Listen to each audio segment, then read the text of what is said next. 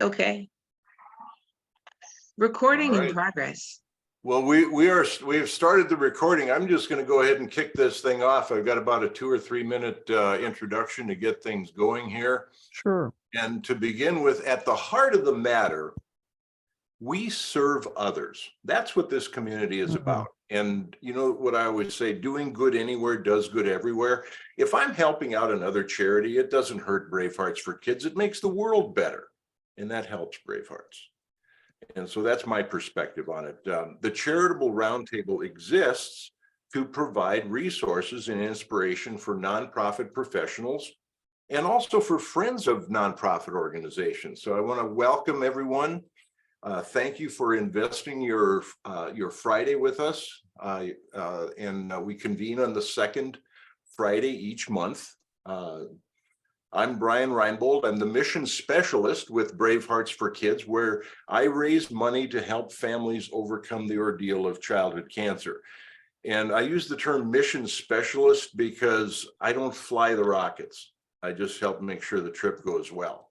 So I'm the MC or the wingman most of the time. And today, setting context, I'm your MC and Mary's wingman, so to speak. So in a moment, we'll be introducing everyone. Then Mary Jenkins has an amazing program lined up for us today, after which we'll once again hear all of your voices to hear what's been created for you today, your key takeaway, and what that inspires you to commit to. And so we are here on Zoom. We follow some simple and important protocols. First, we presume positive intent. We are present, we value, and we respect confidentiality. So now it's a time where we say it's time to hear all the voices. Mary's already asked everyone to put your contact information into the chat. I like to put my LinkedIn, email, my cell phone, texting, and then also to let us know what the best way to connect with you is. Why don't we just go ahead and go around the room and have everybody give a 30-second introduction of themselves and say who you are, where your feet touch the ground, what your charity is, and your feelings about how things are going today. I do not have a specific order for that. Just start in your corner and then make sure we right. get everyone. Well, I'm gonna leave you for last, Mary. First up on my screen is Stephen Shaw, then Dean, and then Frank, Denny, Jeff, Christian, Bob, and Felicia. Stephen Shaw. I'm from Hilliard, Ohio. I'm working on launching a nonprofit called the Foundation to Heal. It's to specifically help survivors of childhood sexual trauma, adult survivors. I want to help organizations build out what I think of as intensive care units for the mental and emotional health that gets ignored, often by the survivors themselves, because they don't know how to read PTSD symptoms until it's too late. And then partner with social organizations that are helping with addictions and other symptoms of, coping with childhood trauma, sexual trauma. So just in the infancy stages of working out what that's going to look like and how it's going to help existing organizations. All right, thanks, Stephen. Dean, 30 seconds about you. I really appreciate that last comment, Stephen. Collaboration is the big thing these days.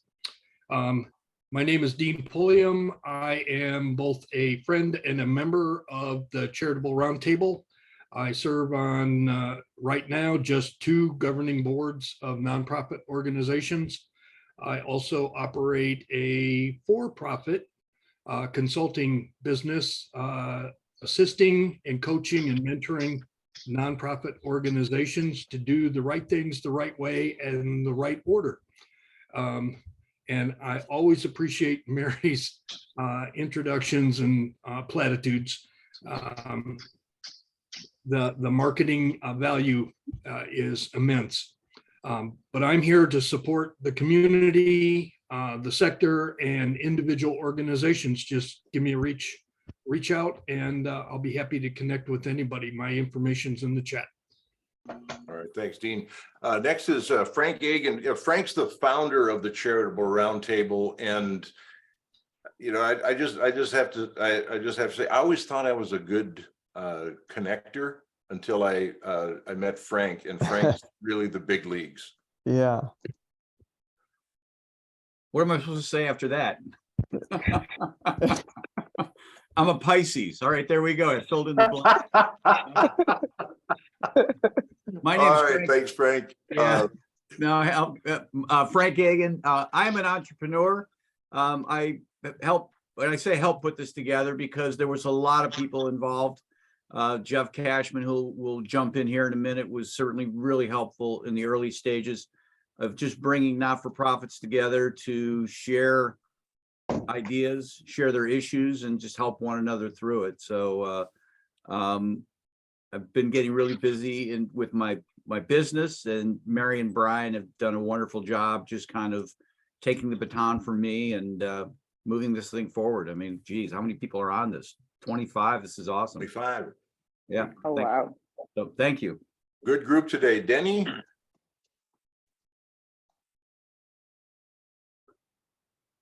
Morning, everyone.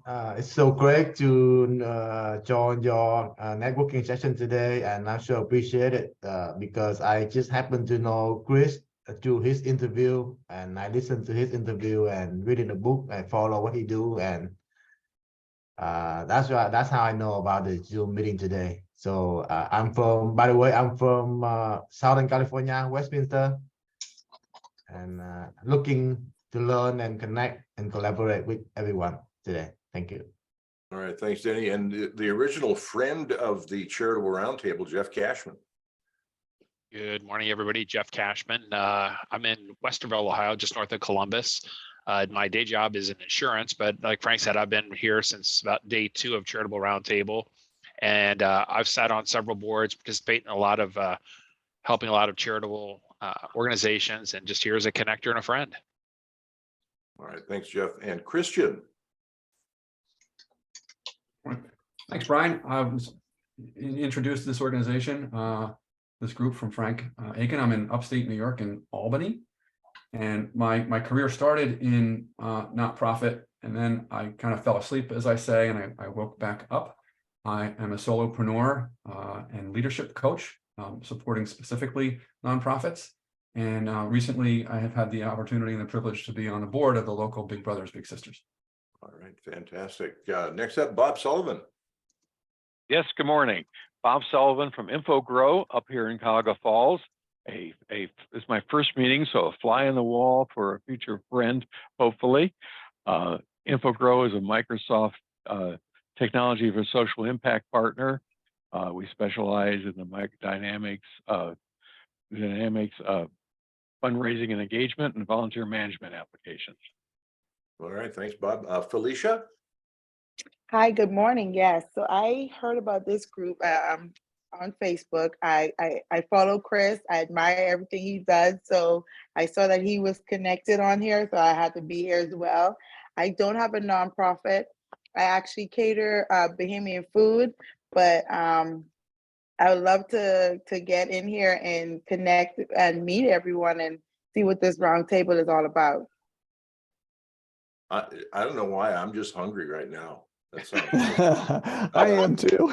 And next up, Regan, right? Yeah, Regan Rodriguez. I live in Miami, Florida, and I work in alternative energy, specifically building smart cities. And I actually drink my own Kool-Aid. So I'm raising capital to build a sustainable community, smart city myself. And by the way, one thing I've been learning, every time I say I drink my own Kool-Aid, I show how old I am, because the younger generation doesn't get that. And whenever I'm interviewing an intern, they'll say, "What do you mean you drink your own Kool-Aid?" And also, I just had a conversation with a foundation out of the south of France, and they explained to me in the south of France, it's called eating your own dog food. So I eat my own dog food, and I'm Oh, building wow. a sustainable community myself. My goodness. And haven't seen Amy for a long time. Good to see you back, Amy. Hello, it's good to be with you. Yes, it's been probably over a year or so. But yeah, I have been fortunate to work in a number of organizations over the last 20 years, Ohio State Wexner Medical Center with my own foundation, the Ann Wolf Breast Cancer Foundation, and Upper Arlington Lutheran Church in mission-driven leadership roles. I'm actually in a transition period right now. So I am seeking a leadership role with a mission-driven organization. So also open to contract work and project-based consulting. So it's great to be with you and network today. All right. Thanks, Amy. And Lauren, I see Lauren every month here from Chicago, ladies and gentlemen, Lauren Williams.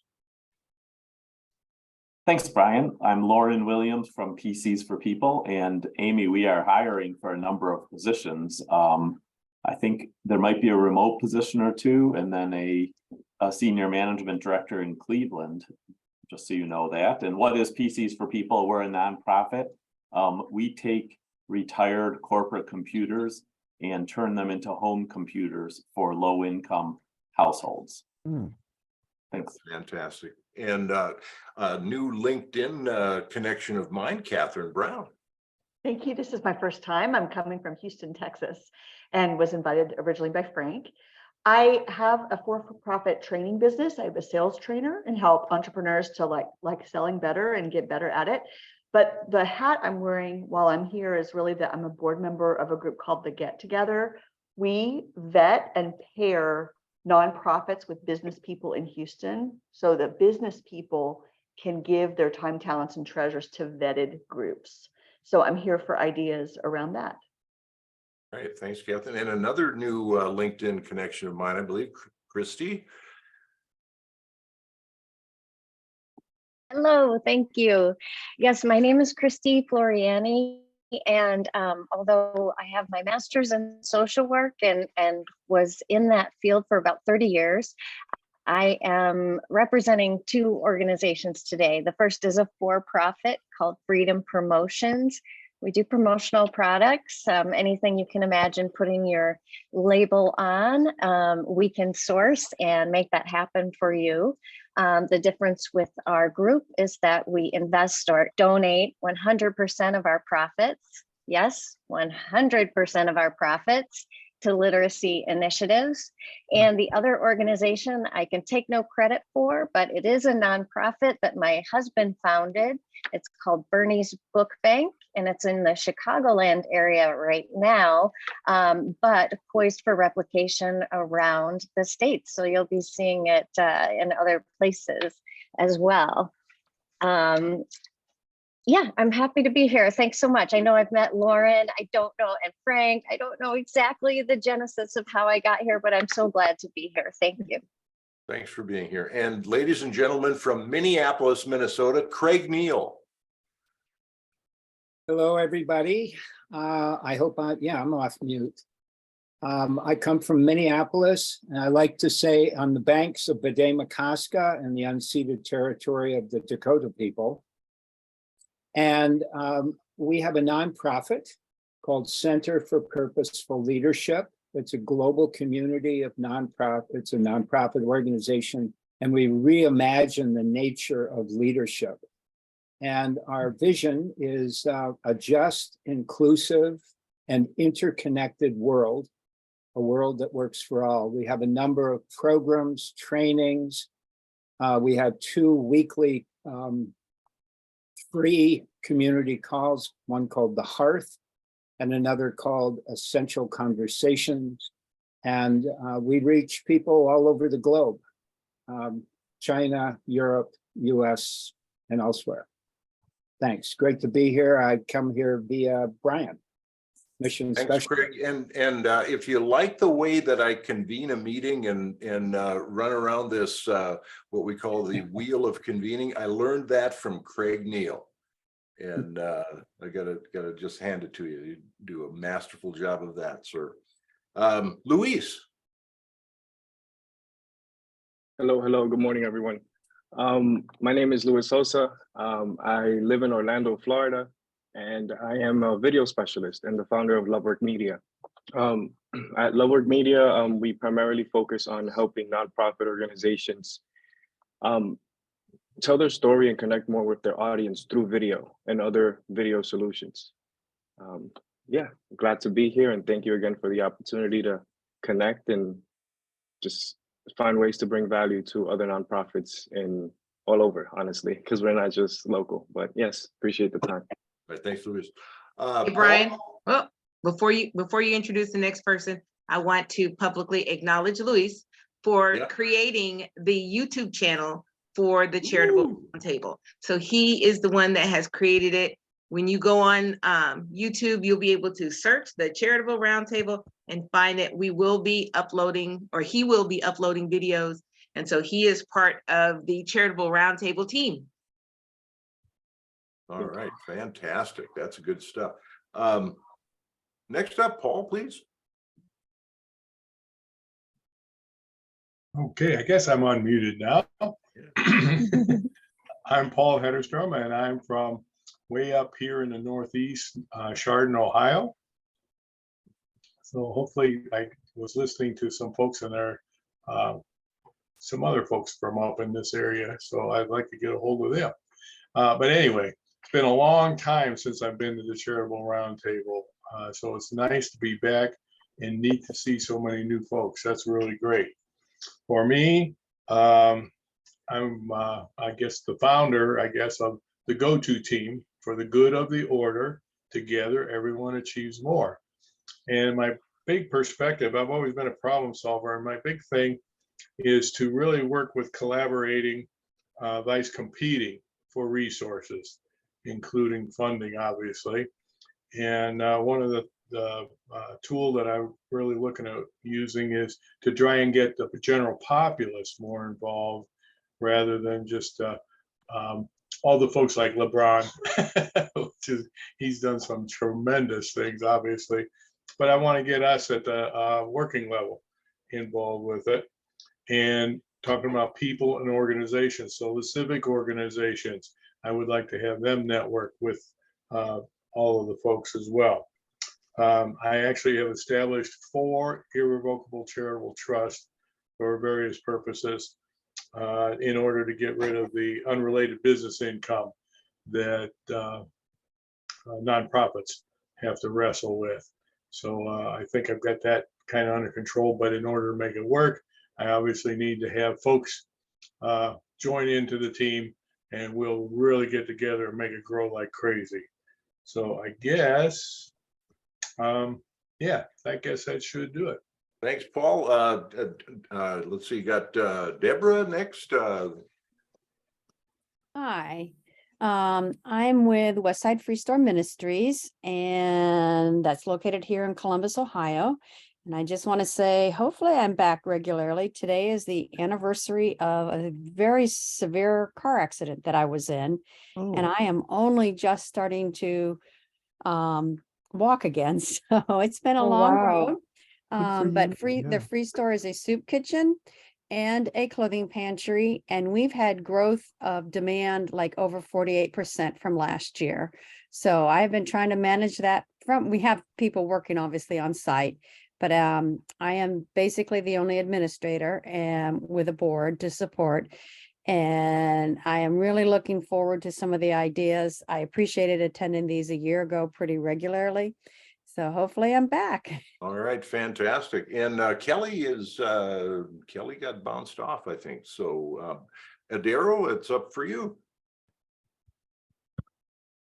Good afternoon, everyone. My name is Adero Robinson. I proudly serve as the Executive Director with City of Columbus here in Columbus, Ohio. And we're a nonprofit organization that's part of the AmeriCorps network. And we are a nonprofit education-based organization that works in underserved public schools. We employ young people between the ages of 18 to 25 to do a year of service with us, to work with underserved students in underperforming schools, public schools, providing interventions in the specific academic areas of math and ELAs, coupled with social emotional development and supports. So our program is called Whole School, Whole Child, and our AmeriCorps members serve full-time for a full year to work with underserved students. Fantastic. Thanks, Adero. And also another new LinkedIn connection for me, Adero. And next up, Paul. 30 seconds, sir. Hi, everyone. My name is Paul Workmaster. I am located in Central Ohio. I run a Christian ministry called Christ Cocoons. We collect new and gently used sleeping bags and obtain pardon me, donations to buy them and give them to homeless people in Central Ohio. I remember your organization, Paul. Good work you do. Thank you, Brian. Simba, you're driving. Can you unmute and say hello? Yes, Brian. Good afternoon or good morning, everyone. I really appreciate this platform. My name is Simba. I am the founder for Drill for Life. Drill for Life, which is DRILL number 4 in life. We are an organization that provides clean water in the sub-Saharan Africa. And we have been doing that since 2014. And our hope is that there should not be anyone that should have no access to clean water. We believe that clean water is a human right. So as we are doing that, we are definitely looking for some more help. If you are interested in helping us to join our board members of 8 people, we will definitely appreciate that. You can reach me out on this platform, or you can reach me out on Facebook. Thank you so much. Right. Blessings. Thank you so much. And McQuettig, are you able to unmute? Yes. Oh, excuse me. My name is McQuetta Williams, and I am the founder and CEO of a nonprofit organization and publication under the same name, Envision Proven Success. What we do is provide knowledge and resources to empower women to improve their quality of life. We have an annual magazine that comes out once a year, and we're in the process of doing the 10th magazine. And we always there's opportunity to do advertisement in the magazine as well. If you contact our website or email me at www.envisionprovensuccess. My information is in the chat. So I've been at the round table, well, a few times. Yeah, I'm glad to see everyone. All right, thanks, McQuetta. And finally, Claudia Stevens. Hello, everyone. I am new. I have an organization. It was a ministry for 5 years, peer-to-peer.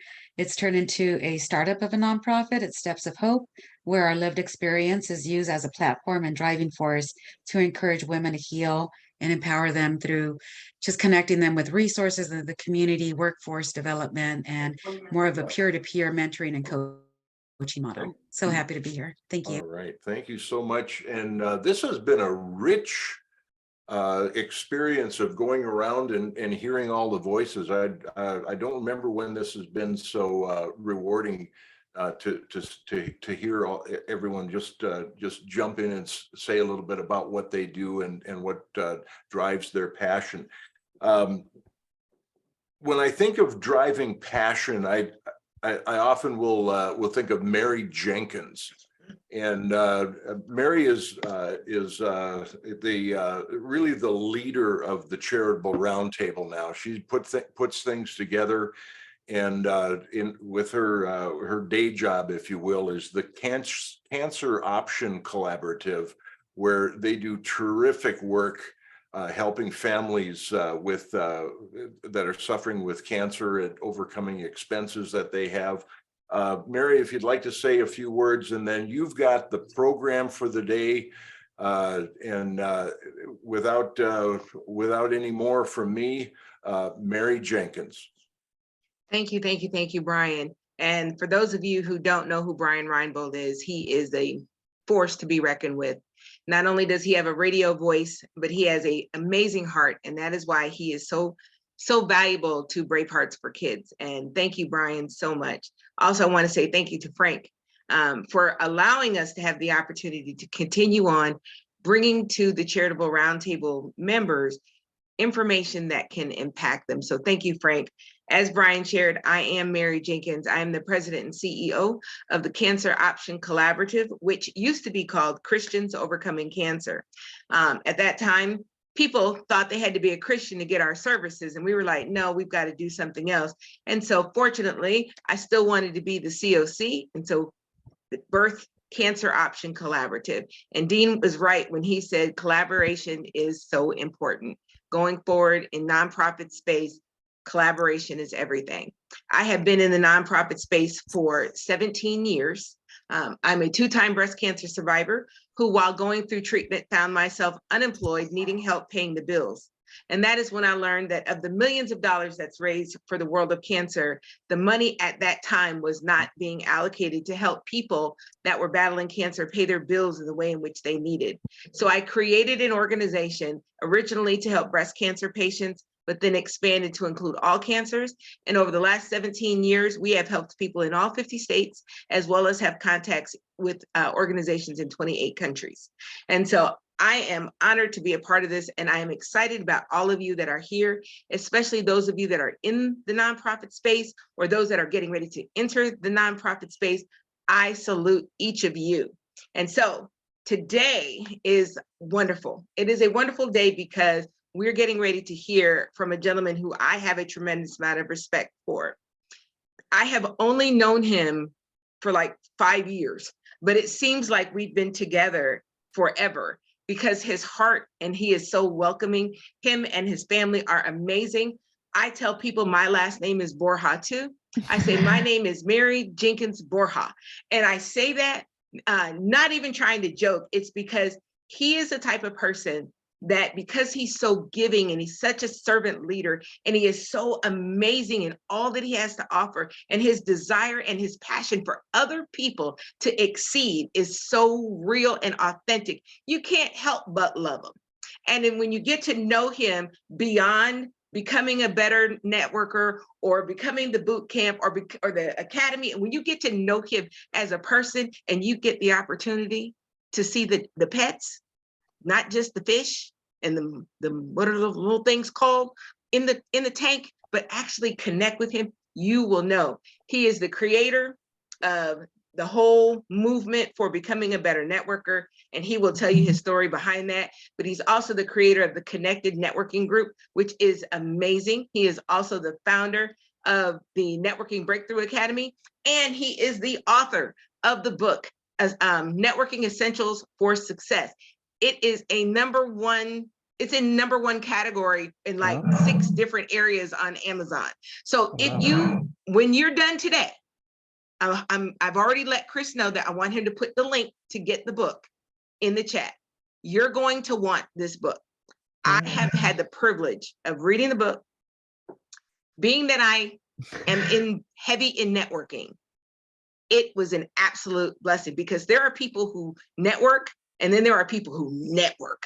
I'm a person that networks, and I network all around the world, but there was still something in the book that was beneficial for me too.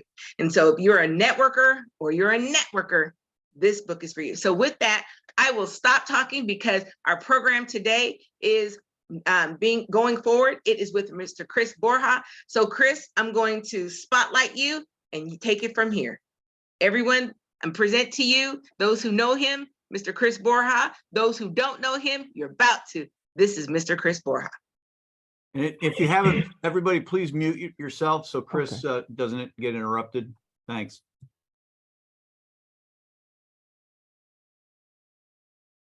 All right. Thank you, Mary. That's an amazing introduction. And just want to give a shout out to Frank as well, because when I first started networking, whether he realizes this or not, he set a great model of what a networker truly looks like. And that was in the early stages of me trying to figure out what it was, because I first got introduced to networking because I was looking for a better way. At the time, this was back in 2012, and I was in the world of direct sales, or just getting restarted in the world of direct sales. So many of you are familiar with needing to generate your own prospects and to follow up and to be able to create either opportunities from that business or donations. So in the early stages, I was looking for models to be able to follow after, and Frank was actually one of them. So Frank, whether you realize it or not, you played a major role. So thank you very much for all that you continue to do. But so my background was a very shy introvert most of my life. Literally the first 37 years, I was very quiet, timid, shy. I would avoid situations. I would avoid public speaking. I would not raise my hand in school. So I was passed up for promotions at my job when I first started in the workforce. And I was the best friend.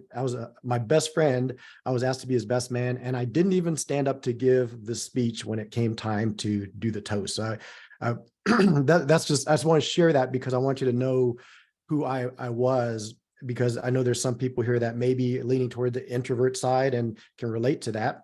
But there's also people here that are extroverts that are super comfortable with meeting people. They're comfortable in the social settings.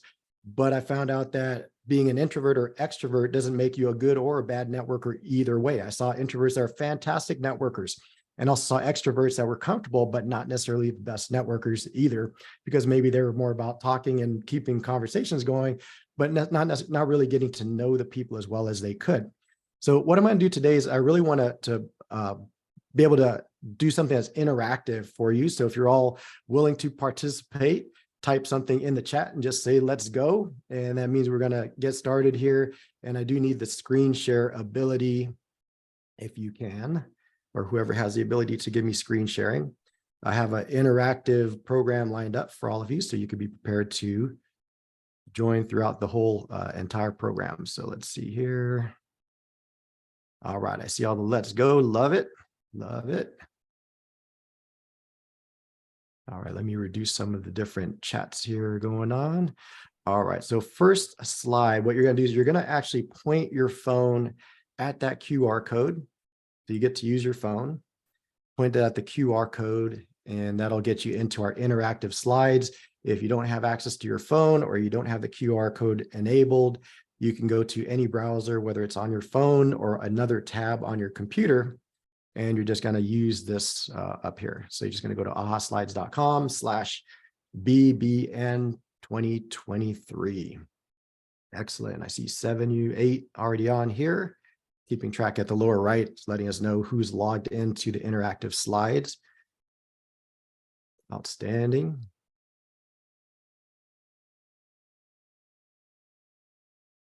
Yep, good stuff. All right, Stephen found the emojis, love it.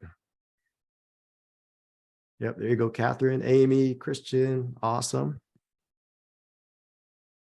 Jeff, excellent. So we got 13, waiting for a few more to join. I just want to make sure we have everyone has a chance to do that. So you just point your phone at the QR code and it'll take you to register or log in for the web, what do you call it? The interactive slides. And we lost a couple. And if you need to, just copy and paste that into a browser. All right, so we'll go to the next slide, and this will still be up there in case you need to catch up and get on there. All right, so first one, I'm going to unlock this. What you're going to do is you're going to slide the slider one way or the other, then hit submit when you've selected it. So what's your comfort level when it comes to network? I'm just curious to see where we're all at here in this virtual Zoom room. So just slide it to wherever you're at and hit submit.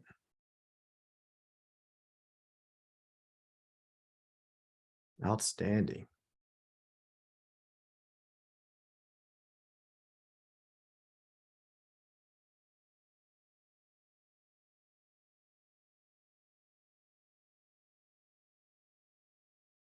All right, excellent. So you could see, does everyone see the graph pop up? All right, excellent. So you could see that this particular virtual room that we're in is probably one of the highest rated rooms that I've been in a long time, with our average being 8. So we have some incredible networkers here at the Charitable Roundtable. We had 4 that rated themselves as a 10, 1 as a 9. We had 5 people as a 7. and one as a 4, one person as a 4.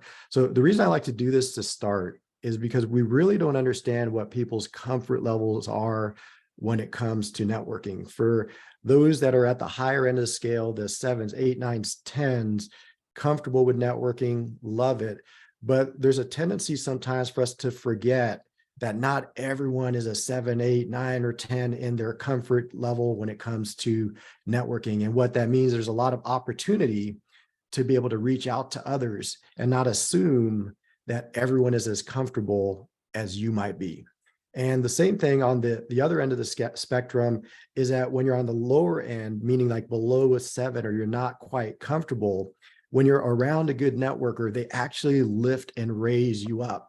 So instead of looking at it as something that to where you're intimidated, like they're better than me, or you don't have anything to contribute, the nice thing is when you can network with people that are comfortable and good at networking, they will make you feel comfortable and be able to be productive in that environment.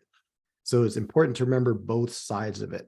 Now, regardless of what level we're at, there's always fears when it comes to networking. So what you're going to do here, you got 60 seconds, type your answers in here and hit submit. Type your answers and hit submit. I think you could put up to 3 before you submit. So choose whichever whether it's 1 or 3, and hit submit. I'm just curious to see what are the greatest fears when it comes to networking.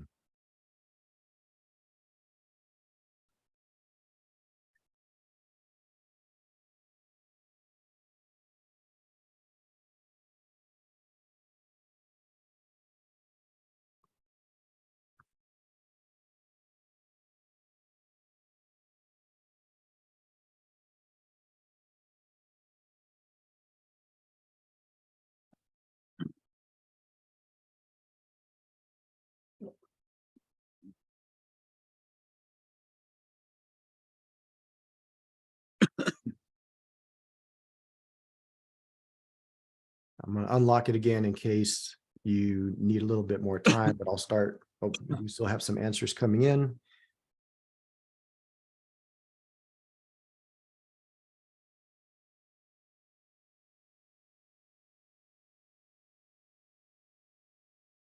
That is so cool, Chris.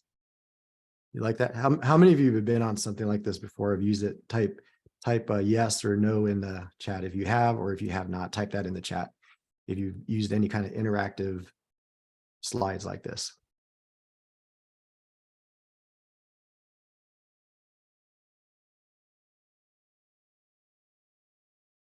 Okay, we got 19 seconds. We still got people typing.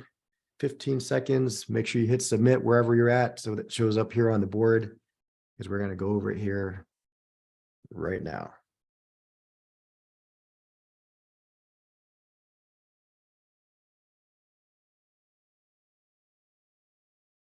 All right, excellent. So let's take a look at this together. What's your greatest fear when it comes to networking? I see sounding clueless, anxiety, being sold by another, knowing the audience, expressing myself right, giving back, making time for it, not being able to help, misunderstood, relating to others, making others nervous, understand my value, asking, waste of time, wrong person, not remembering people, speaking, rambling, not knowing answers to probably questions, good first impression, knowing how much to ask, misrepresenting our work, introduction, being of value, figuring out what to give, talking too much, losing train of thought, clarity, speaking. Okay, so how many of you see something on here that you didn't type, you didn't enter this in yours, but you can relate to it? Type me in the chat. Type me in the chat if you see something on here that you didn't personally type, but you can relate to that, or that represents you as well. Type that in the chat. Just type a me in the chat. All right, excellent. So what I want you to see here is that the first slide showed us the comfort level. And this particular group, we have some very strong networkers in this group.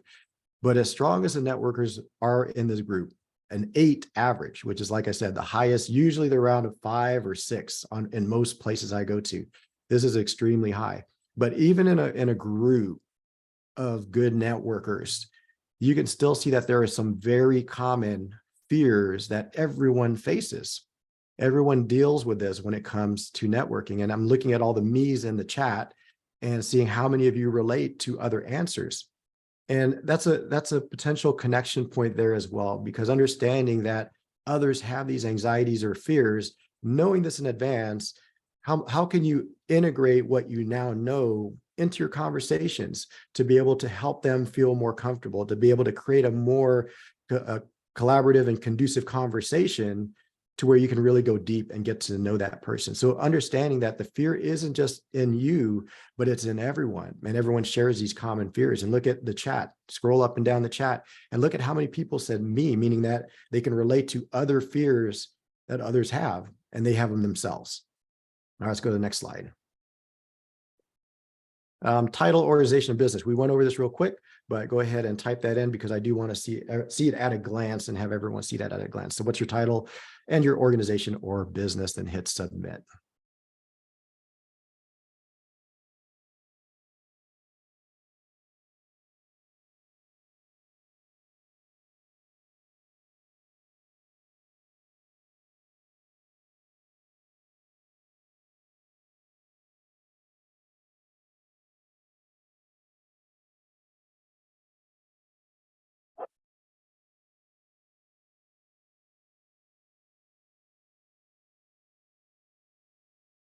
All right, got 20 more seconds. Get your answers in and submit.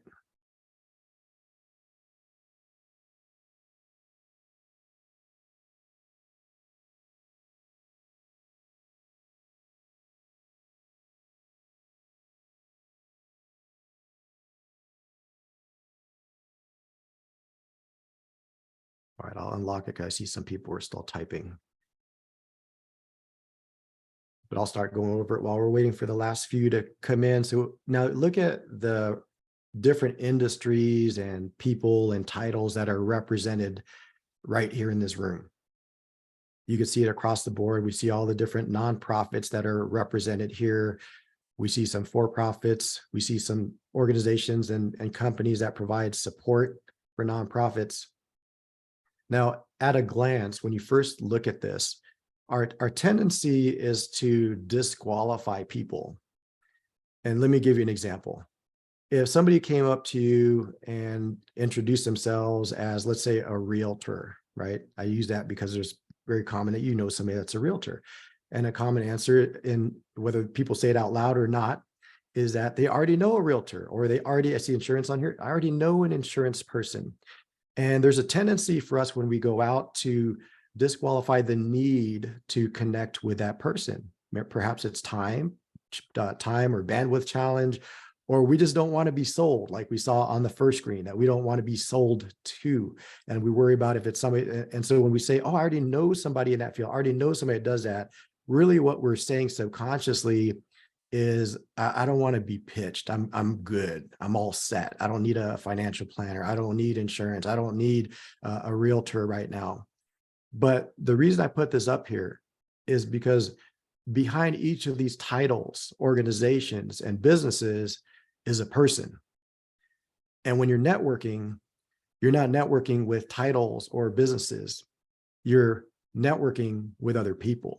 And oftentimes that's where we miss the boat, because we're looking at making connections from the title standpoint and not on the personal standpoint. Does that make sense? Can you all relate to that? Let's go to the next slide.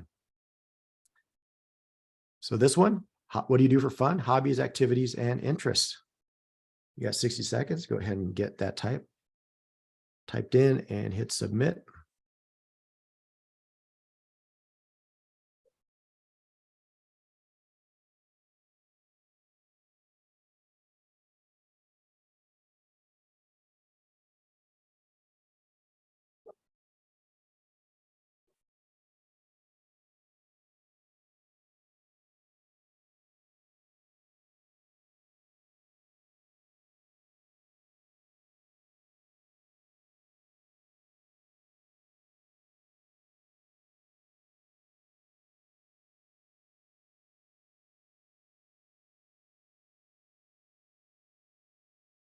All right, 10 more seconds. Go ahead and get those submitted.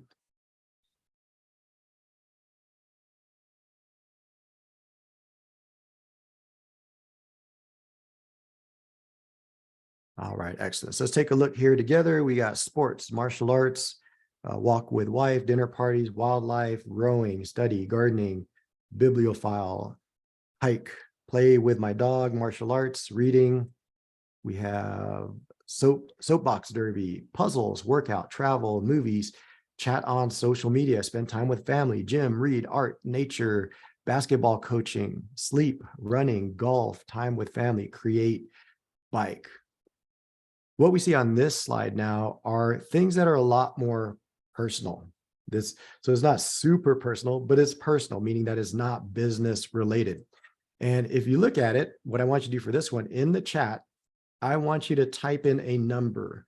Look at this screen and type in a number of how many of these things here you relate to, or that things that you also enjoy. So count them up, look at the screen, count up how many other things you see on the screen that you also enjoy as fun, as a hobby, activity, or interest, and then type a number in the chat. I want to see a number in there. So whether it's 1 or 4 or however many you have, type that in the chat.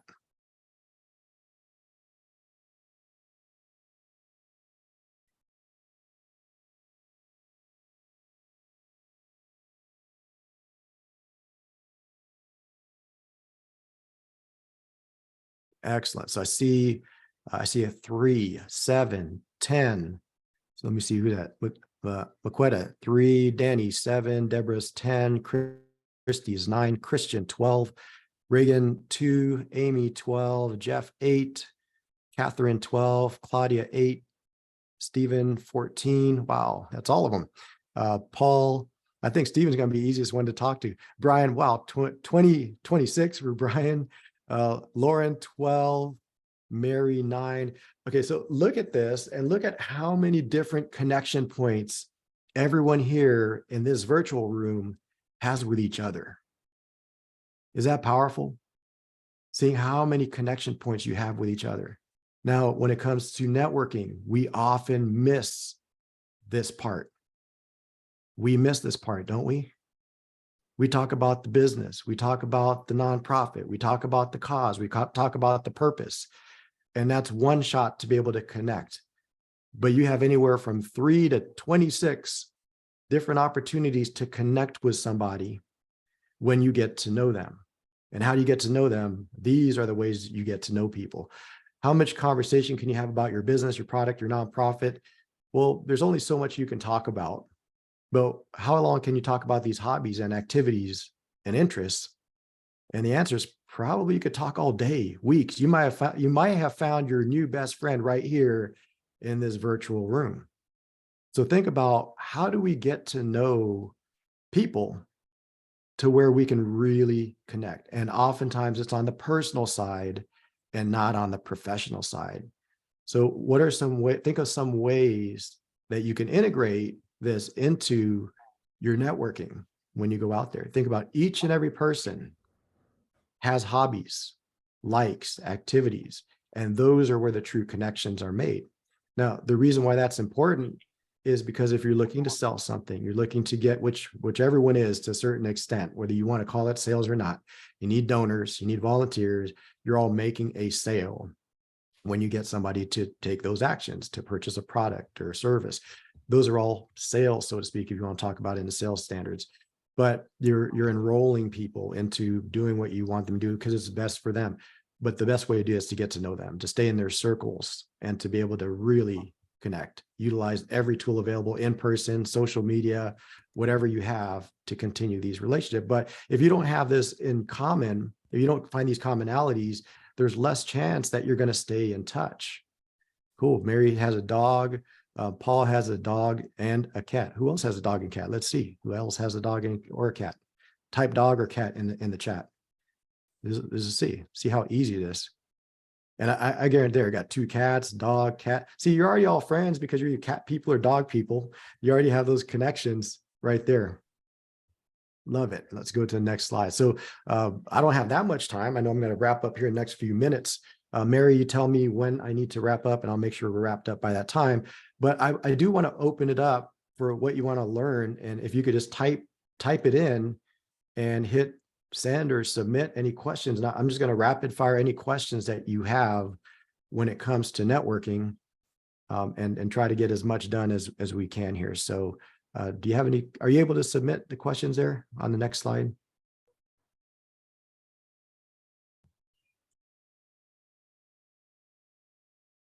If not, what we could do is we can just go to, we can just do a live Q&A. But what I want to leave you with too, and then I'll do a Q&A for anyone, and you could just come off of mute. We'll just keep it simple. You can come off of mute and ask a question. I'll answer as many as I can in the time we have allotted. And then Mary, you just stop us when you need to. But what I want to share is a structure and a framework that's worked for me. And this is what I teach. And this is what I encourage you all to use, because when I started, like I shared my journey of being shy introvert, I didn't know how to network. I didn't have a clue how to get started. And initially I was just trying to get more comfortable with network. I just didn't want to feel so out, like a fish out of water when it came to networking, because it's really awkward for me. And that was my first objective. And after I got comfortable, I realized that there were other people that were comfortable networking, but it didn't make them a really good networker. And it didn't mean they were necessarily getting results. So if you're somebody that's wondering, how do I get results from networking? I go out to events, I meet people, but I'm not finding it as fruitful as others say it could be. So if that's you, I'm going to give you a process and a step and a framework that you can utilize to hopefully help with that. So step one, if you're taking down notes, or if you want to write it down, step one is clarity. Understanding not just what you do, because all of that's involved in your introduction and sharing what you do, but also understanding who can help you reach the person that you need to reach. So you don't need to do all the work yourself. You don't need to find that direct person, because the chance of finding that person directly is slim, but the chance of finding that person you're looking for through someone you know is great. So having clarity of not just what you do, the problems that you solve, but also how you make an impact, but also who else can lead you to that person. Step two, so that's step one, is clarity. And if somebody can type it in the, chat, yeah, Mary, I see that there are questions. If somebody could type that in the chat as far as the framework, just type it in step one, step two, that'll be super helpful. There you go, clarity. Step two is mindset, understanding what networking truly is. I look at networking like playing poker, but instead of playing against each other, we now turn our cards around so that we can pick and choose and help each other have a better hand. So if you look at it in this game of poker, each card is a resource. Every single person here is and has resources available. As you build trust, and the way you build trust is by offering the resource first. So if I ask to see your cards, you're not going to show them to me. It's just how it works. You're not going to trust me. But if I show you my cards first and say, you know, hey Reagan, do you need any of these cards here? Reagan looks at them and picks the 2 and a 3. I have no clue why he wants the 2 and a 3. It's the lowest cards in the whole deck, but I don't realize he has a 4, 5, and 6, and my 2 and 3 now completes his straight. He gets rid of 2 cards, gets rid of 2 hearts. He doesn't know I have 3 other hearts. I got a flush now. So by playing this game together and understanding what networking truly is, it's a game of collaboration. The more people that play, the more we win. So Reagan and I are winning because we're exchanging cards. Guess what? Brian now wants in, Frank wants in, everybody wants in, because and it helps all of us. It's not like we want to keep anyone out. The more people in, the more resources we have. And that's the whole goal of what we're doing. That's my mission, is to create better networkers, stronger businesses, and connected communities. So mindset, understanding what networking truly is. Step 3, get all your systems and tools in place. Earlier, Mary asked everyone to share in the chat your LinkedIn, your social media. Make sure that's set up, because what you're looking to do is to create partnerships, collaborations. But if you don't look like somebody that they want to partner with, you're not going to be able to be as successful as you could be. And people will look at your social profiles. They will look at your website. So step 3 is get all your systems and tools in place. Have that all ready. Have your donation links ready. Have your websites ready. Have your calendar links ready. Get all that set up. Step 4 is getting out and meeting people. That's what you're doing today. You're at an event. Even though it's virtual, it is an event. There are plenty of virtual and in-person events all over town, all across the United States, all across the world to connect. So step 4 is actually getting out and meeting people. And you're more likely to do it and to do it effectively if you have the first 3 steps down. Step 5 is building relationships. We all understand the importance of building relationships, but oftentimes people overlook how to exactly do that when they aren't subscribing, purchasing, donating, volunteering, whatever that is, whatever that call to action is, we understand building relationships so we can get to the presentation to try to get them in or not, but don't understand building relationship with everyone, because everyone is a potential referral source into the person that we want to meet. And understanding that relationships is like a bank account. You build up a relational bank account. It's very difficult to take. Actually, it's impossible. You can't take a withdrawal if you haven't made a deposit. It doesn't work at the bank, and it doesn't work for relationships. So if there's ever someone that I saw ask, as one of the fears, like how do you ask, I think is what the question on one of the earlier slides. And if you feel hesitant or resistant to ask, I challenge you to think about if you've invested in building that relationship, and maybe that's why you're uncomfortable asking, because somebody that you've constantly served and built a relationship with, you probably don't have a challenge asking that person because they kind of owe you one in a way. And that's called the relational bank account. Step 6 is building your personal brand and your personal network. So that's your brand is who you are, what people think of you. And for some have built a brand of not being known. That's their brand, is they're the unknown entity out in the marketplace. And you don't want that, because step 7 is where you build winning collaborations and partnerships. That's what you really want. That's where your business, your organization becomes sustainable. Because if you're in a for-profit world, you make a sale today, guess what? Tomorrow you need to make another sale. If you're in the nonprofit world and you get a donor today, no matter what size that donation is, it could be $1 million, but guess what you need tomorrow is another donation. So to be able to keep it sustainable, you need to create winning collaborations and partnerships. But again, when you get to that level with the person that can actually make a big impact on you, if you don't have all these other steps down, you can see how you either won't approach that person or it won't go through, because you either don't feel ready, you're subconsciously projecting you're not the person, or they don't feel like you're the person. So that's why I want to leave you with this framework. If you find that helpful, type helpful in the chat if this was helpful, just to have a framework. So it's not just about getting more comfortable networking, but having a system and a framework to where, okay, I can see how I can utilize networking to actually accomplish my goals. All right, excellent. And so that's what I want to share with you. I'm just going to go to Q&A now. So I'm going to turn off my slides, and I don't know if you put the questions in the slide, because I'll use that if we have it. Okay, we do have questions here. I'll go through here rapid fire. So let's see, Bob, other nonprofit, how can we break awkward silence? Okay, so I'm going to ask you to all upvote these, and you can do a little thumbs up or something next to that if you can, and that'll vote it up and it'll go to the very top. So Bob, what I see other nonprofit networking group, are you asking for? I guess you can come off of mute. It'd probably be a lot easier.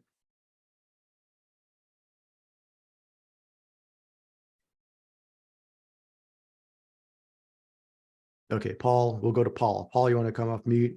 So he's asking, what should my goal, what should be my goal in first meeting a new person?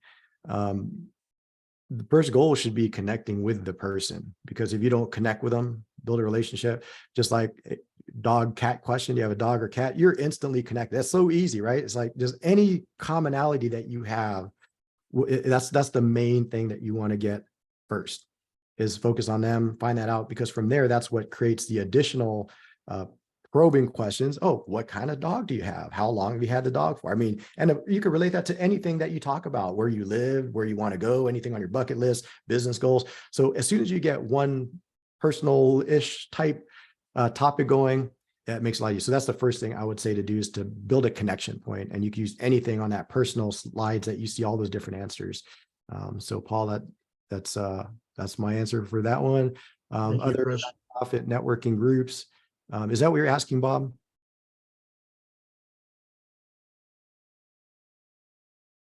Okay, we'll skip that for now. How can we break the awkward silence after we had talked to Claudia? Good question. The best way to do that is to let other people talk. And if you ask questions, that's going to be gold for you as you get good at asking questions. And like I said, just using dog as a simple example. You have a dog. What kind of dog is it? How long have you had it? How old is the dog? Do you have so the way to break the awkward silence is to just ask questions and get to know the other person. how to finish a conversation without implying that I will give referrals. This is Christy, great question. What I like to do after to finish a conversation and indicate that we are coming to an end of the conversation. First conversation, it's usually too soon to give referrals. You don't really know each other that well initially. And I know those referrals are valuable and it's gold, and you got to make sure you're giving good referrals to and to good people. So the best way to do it that I like to wrap up conversations with is to stay connected, not just exchanging contact information, because most people aren't good at that. I prefer to connect with people on social. So I noticed Brian earlier saying all of his new LinkedIn connections. That's one of my favorite ways to do it. And if they aren't connected on LinkedIn, I love to connect on Facebook as well. And usually Facebook, I'll connect with people that you have a little bit more connection with, like you connected on the dog topic. You say, hey, are you on Facebook too? Let's connect on there too. The reason I like social media, like when you're coming to an end of conversation, hey, it was nice meeting you. Do you want to stay in touch? Okay, great. Are you on LinkedIn? Let's connect on LinkedIn. Are you any other social platforms? Do you want to connect on Instagram, Facebook, TikTok? What else do you use? So I just throw them all out there and say, oh yeah, I'm on Instagram. Follow me on Instagram, because they like that. They want people to be connected with them on social media. But the reason I like that, because it's a passive way to stay in front of people, to continue building trust and relationship, because they're gonna spy on you. They're gonna look and see what you're about, and that can also build a huge amount of trust and connection and relationship. And I'm sure for all the networkers that are here, you can relate to this. I'm sure everyone has a story of somebody that you stayed in touch with on social media for years and still feel like you have that connection. You reconnect and you have something amazing happen because of years of being connected simply on social. So that's how I would finish a conversation, is just by connecting on social, and then from there set out a one-to-one appointment if it makes sense. Good ways to solicit a meeting with somebody who is not in your network. Best ways is to, number one, ask. I recommend having an electronic calendar because it's easier to find a convenient time instead of going back and forth, but also to try to think of ways that you could be of service to the other person, because I'm sure every single one of you gets hit up on LinkedIn, Facebook, all these different email that are, people want your time. Hey, let's do this. Let's schedule a time. And you don't want to meet with them. But if you could find something that they would be interested in. So for example, I just connected with some meeting organizers, some event organizers, because I know that they have needs for either speakers or resources or AV tech or whatever needs they might have. So I'm going to offer whatever value I have to them, because that's initially why they would want to connect with you. So just reverse it. Think of who are the people that you actually connect with and enjoy receiving messages from and meeting requests from, and who don't you? And that's a good indicator, because oftentimes there's a disconnect between what we do and what we enjoy. So it's like, I hate getting spam. Well, how do you do your business? Well, I send 100 messages a day. So there's a disconnect there. So do what you enjoy, and I think that'll be a lot more authentic for you. So that's how I would solicit a meeting, is number one, make sure there's mutual benefit there. Otherwise, I wouldn't ask for a meeting unless I feel like I could serve them over and above even the products and services that I offer. So remember, you are a resource. You have 5 cards in this poker table. It's not just one card. You have multiple cards, and you don't need all of them all the time. So be willing to share those. It could be gold for somebody else. Key ways to find persons to network with when trying to get more business partners. This one, you just need to expand your network pretty much anywhere and everywhere. But so I say go wider and then narrow it down. So if you're just getting started, you go wider. And if you've already been in the game for a while, you're going to need to narrow it down, because you can't possibly cater and serve everyone if you have too many people that you're trying to stay in contact with. So I say go wider in the beginning, and then you start narrowing it down. So key ways to find persons to network with. There are tons of organizations all over town. There's referral groups, there's associations, there's chambers of commerce, there are nonprofit events all the time. There's banquets, there's award ceremonies. All of these are great ways to be able to expand your network with good quality people. So good question, Deborah. Mary, a good number of networking groups, nonprofits should attend weekly. I think that depends on your schedule. I think the most important thing is that you have something scheduled regularly, not when it's convenient, because it's never going to be convenient. Think about the gym. When is it convenient to go to a gym? Almost never, like never, ever. It's never convenient, but you book it, you schedule it. So I say whatever that is for you. I can't tell you what to do, but I would say if you can do one a week, that's a good number. If you can do one a week, if you can't do one a week, do one a month, do 2 a month. Whatever you can do, the more you can do, the better. because the main thing to me is that you just do it on a regular basis and not just make it haphazard that, oh, I'll go in, because before you know it, 3 months pass by and you didn't go to any events or meet any new people. Other networking groups, that one, if anyone knows, type it in the chat if there's any other groups that you know of for Bob's question. Christian, how to stay connected to those I meet and be of value to them. Like I said, I like using social. You can also use email, text, but you have to use those carefully. I'm not just talking about adding them to your list of, your autoresponder. That doesn't really add value to them, but a personal message does, especially if you can lead it to a one-to-one. I would recommend having a one-to-one with as many people as you can. I keep mine to 15 minutes to be able to be enough to just get to know each other. And if there's something further to discuss, or you have something that you see some potential there, then you can always schedule another call. But I think 15 minutes is a good amount of time to where it's not a pitch either direction, but to truly just get to know each other. Like, what kind of dog do they have, right? And find that if all you did was that, hey, you know what? We should talk some more. Let's set up another call. Boom, easy, right? So I would say stay connected through social whenever possible, especially LinkedIn. Maquetta, how do you find the right person you need to find for sponsorship? Great question. So the right person, like I said, is not often going to be found directly by you, and it's more often going to be found by somebody that refers you to that person. So think of it. If you're trying to get in front of a corporate sponsor, for example, trying to meet that person at a networking event, they probably aren't even at the networking event because they're probably so busy they don't go to networking events. But if you can meet somebody that can lead you to that person and have a warm introduction, you're more likely to meet that key person than reaching out for them directly, because that'll leave you, in most cases, disappointed. But it also creates extra fear and anxiety because there's that ulterior motive, and there's a tendency to disqualify others that aren't that sponsorship person.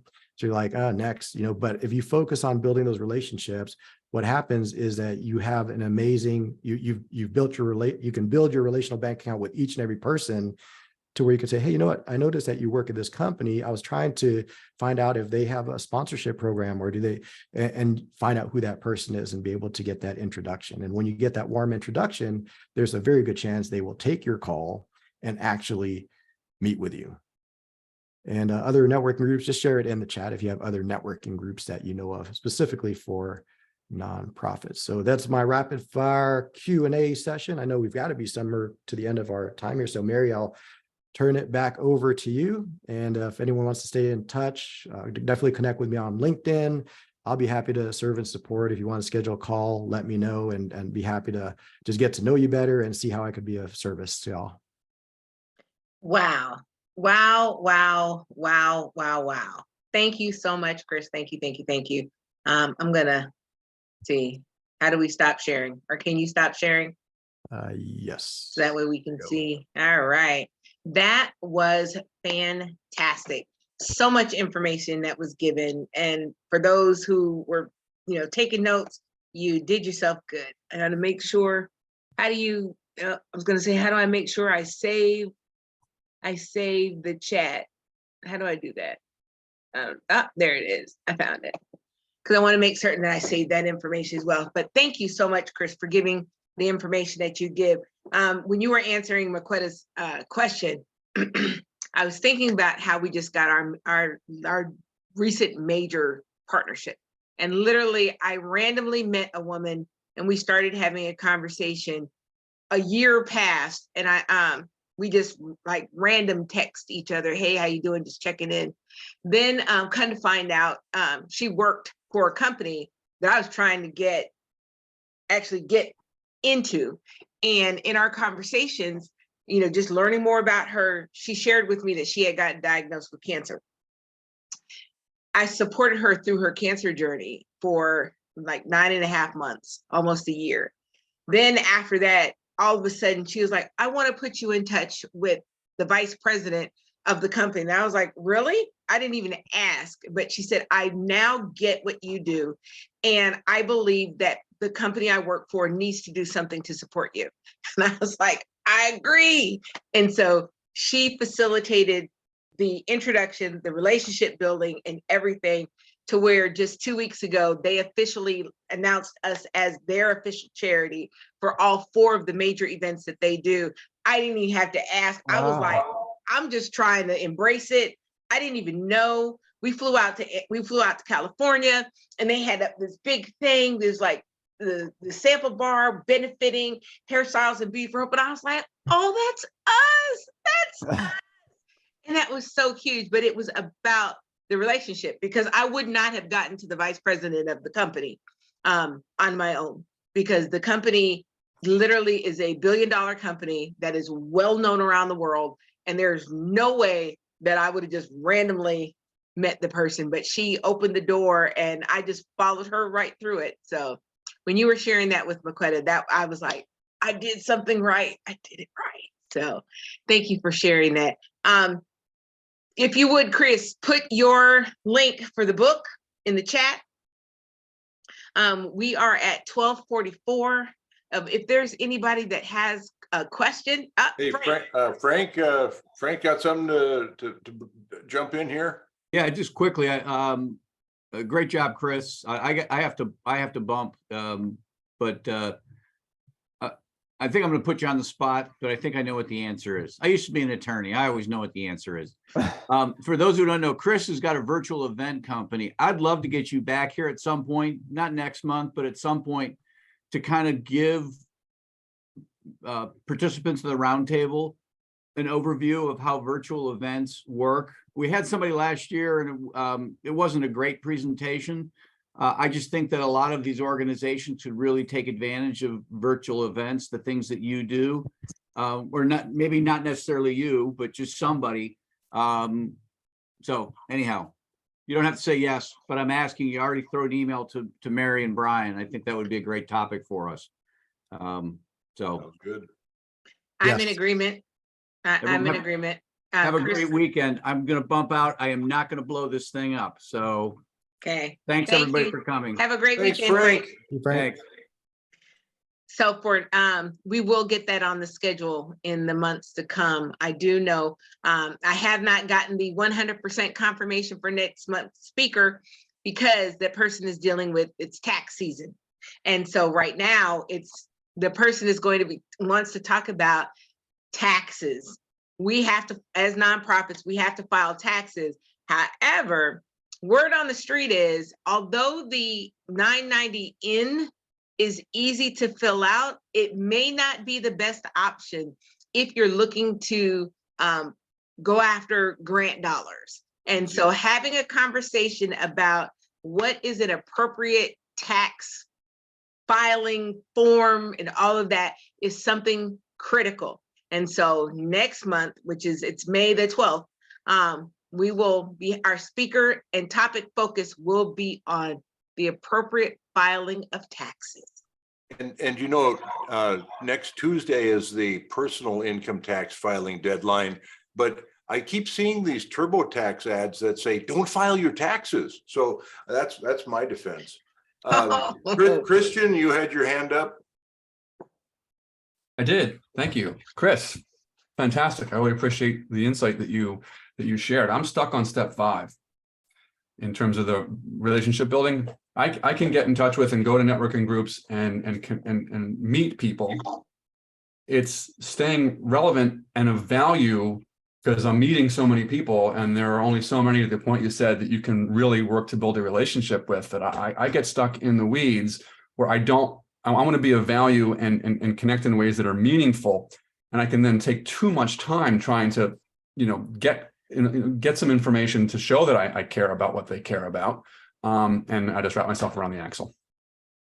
Yeah, so that's a legit question. What I do is, because I have a large network at this point, is an easy way to do it that you could provide value. If they're on social, you could comment, you could like their posts. Super easy way to provide value. It doesn't have to be something overly complex. It does 2 things. First of all, start thinking in everything that we do, think about why others do what they do. Somebody else just posted their dog picture on Facebook, on LinkedIn, whatever it is. Why did they post that? They posted because they wanted to share. They want the the recognition, the likes, oh, that dog is cute. That's what they want. And they say, hey, it was my birthday. Why did you scroll past it? Why didn't you wish them a happy birthday? They said, hey, I just got a promotion. Why did you pass that? Why didn't you wish them congratulations on your promotion? So those are very simple ways. And sometimes people say social media is a time suck, and it could be if you don't use it right. But I look at each and every like, comment, supportive, post or whatever. I look at each one of those as a micro conversation. So with all of you, I can't stay in touch with 20 people like just today alone. But look at this, in an hour and a half or so, we're able to connect with each other. If we all connected on LinkedIn and we start liking and commenting, guess what? We show up on their feed. It makes us more memorable. It makes us likable. So a lot of things in building value, it doesn't take like a 30-minute or an hour-long call. You can do very simple things. And then as you continue doing that, like I just got booked on a podcast, for example, I had the book come out. So of course, getting on a podcast is a value and it's a benefit, but I didn't want to go out and just messaging people, say, hey, do you want to have me on your podcast? I just got a new book. It'll be a great value to your community, because that's about me, right? Even if I'm saying it's for their community and they know it. But instead, we've been engaged for years, and me commenting, liking, supporting, and this person has a very well-known, highly viewed and listened to podcast. He saw the book. He said, hey, let's get you on my show.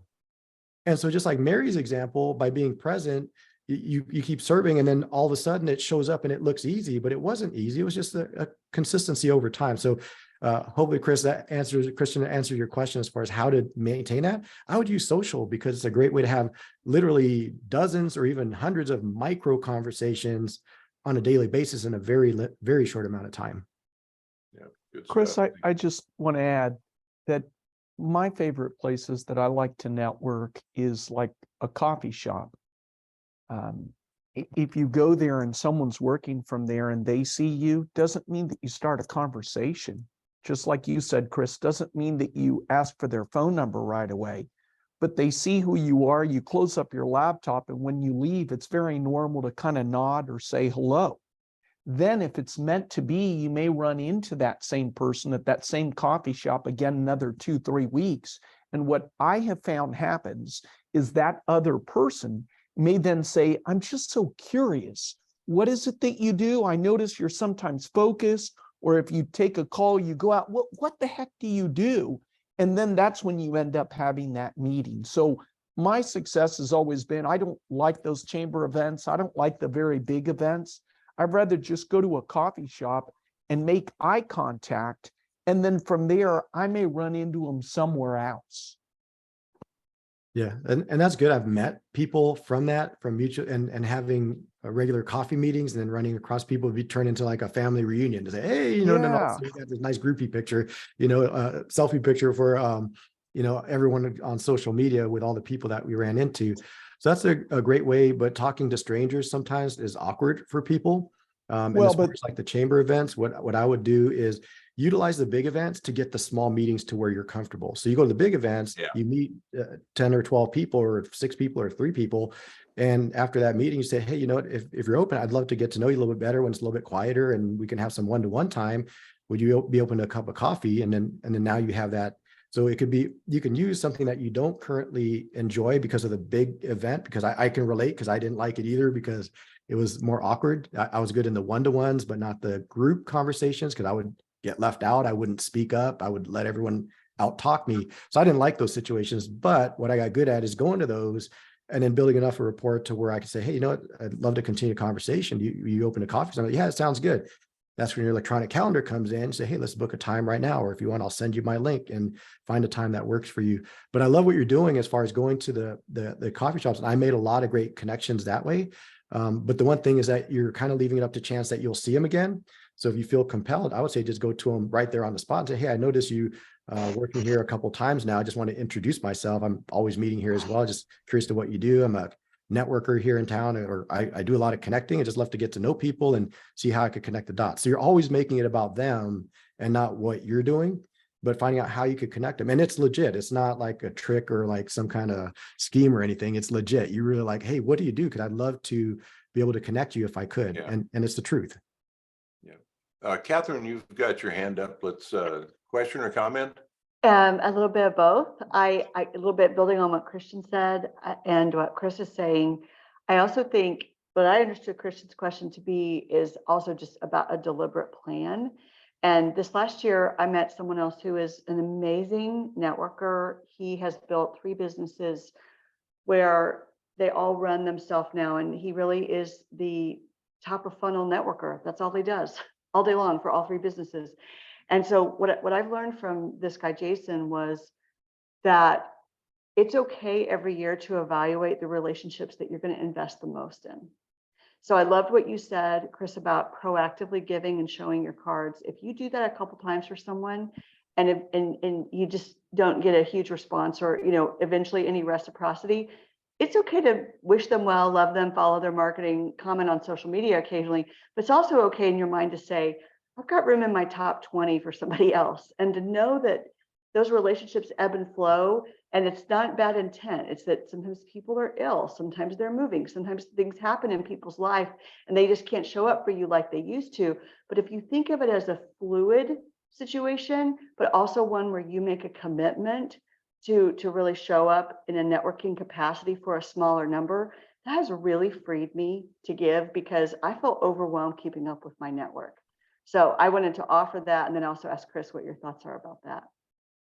Yeah, I love it. And I think the word fluid is a great choice of words because I think putting them on a list and making them officially on the list or not on the list, it puts a lot of expectation. And I think you can just flow because I'm sure we've all had somebody that we just met that turned into an amazing contact. We're like best friends from the time we met.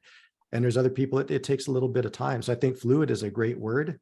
And to be able to just, the ebb and flow of it, to just adjust and not put a lot of pressure. Not put a lot of expectations on them, but just serve out of your heart because it's what you were made to do and it's what you love anyway. And I think it's just a natural process of not really, I don't want to say weeding out because it's not the really right words, but it's a natural process that when people aren't giving back, I don't think you have to consciously cut them off. I think they just kind of dissipate and other people step in and you don't even realize it. But the there's prioritization doesn't mean you don't love people, right? It's a prioritization. Yeah. But love it, Catherine. Thank you. I'm one of those people that meet a lot of people.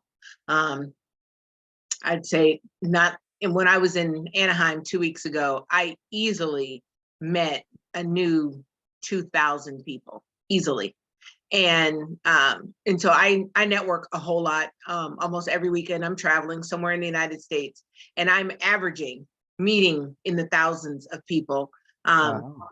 When for the event that I'm going to this weekend, there's going to be 10,000 people there and I will be on main stage as well as interacting. And so what I've kind of done is prioritize who people are.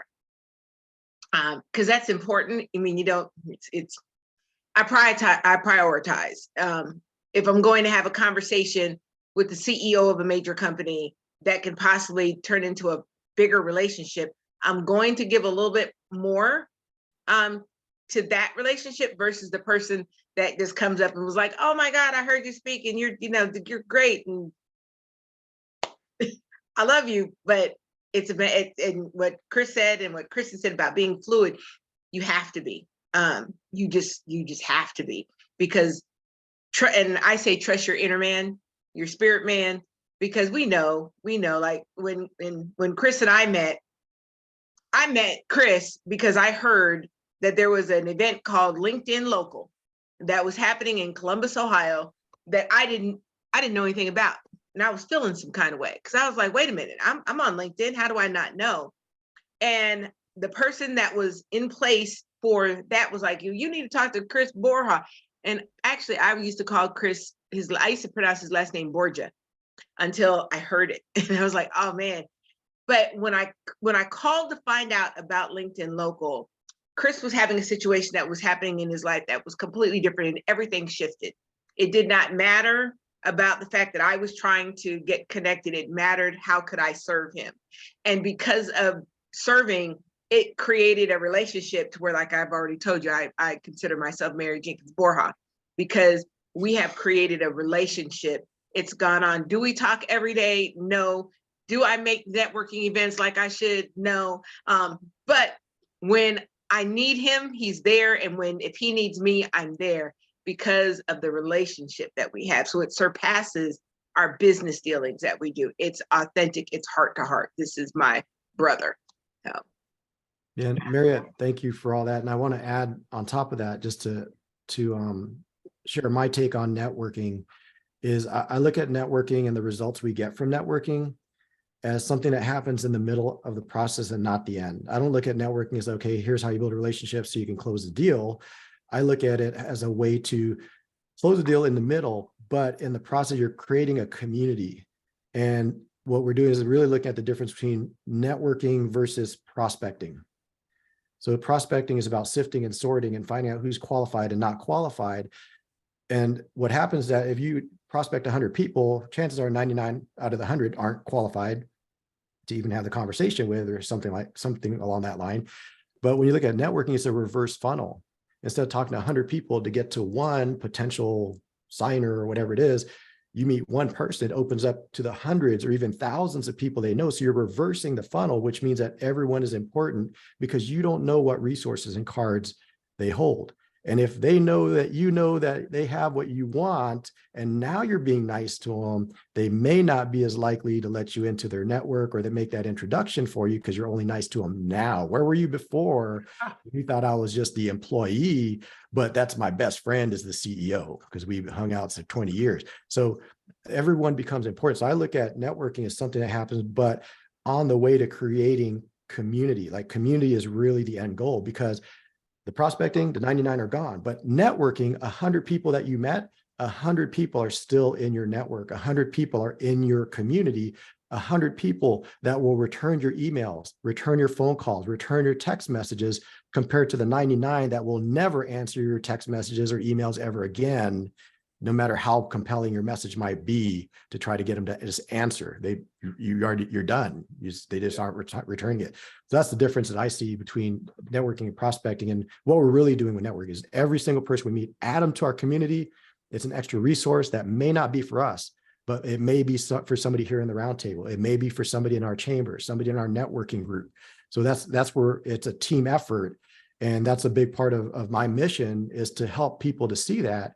Because the more people in our network that see that, guess what that does for your individual growth and network. If your network's growing with a healthy mindset and knowledge and skills about networking, that's where I see my role, is helping. And it works for nonprofits, it works for for-profits to create community, and it's sustainable. It's totally sustainable, and it's a lot of fun. Yeah.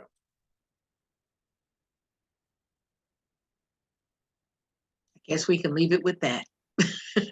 That would be a good spot to say, wow, we did a great job. Thank you, everyone, for being part of today's charitable roundtable. Thank you, Chris, again, for the information that you shared. Remember, we now have a YouTube channel, so please subscribe to it, and this video will be uploaded to the charitable roundtable. So I'm excited. I'm just excited. Thank you, everyone. Have a wonderful week, or wonderful weekend. It's Friday. And we will see you next month. Same time, same place. May 12th. May 12th. May 12th, second Friday. Hey, just one last thing on the National Day calendar. Today is, among other things, is National Reach as High as You Can Day. And I know that with my right hand, I can easily reach my ceiling, which is 8 feet, but I don't think that's what they really mean there. So this is a group that reaches as high as we can, and encourage you to just roll with that and have a great one. Each one invite one. And we will have the posts up. Please share them to your social media pages. And that way, our goal, we're going to shoot. We had 26 people on the roundtable today. Let's shoot for 27. Mary Jenkins, keep us updated on the Columbus meetup. Yeah, let's do a live in Columbus. That we will. We got live in Minnesota going on.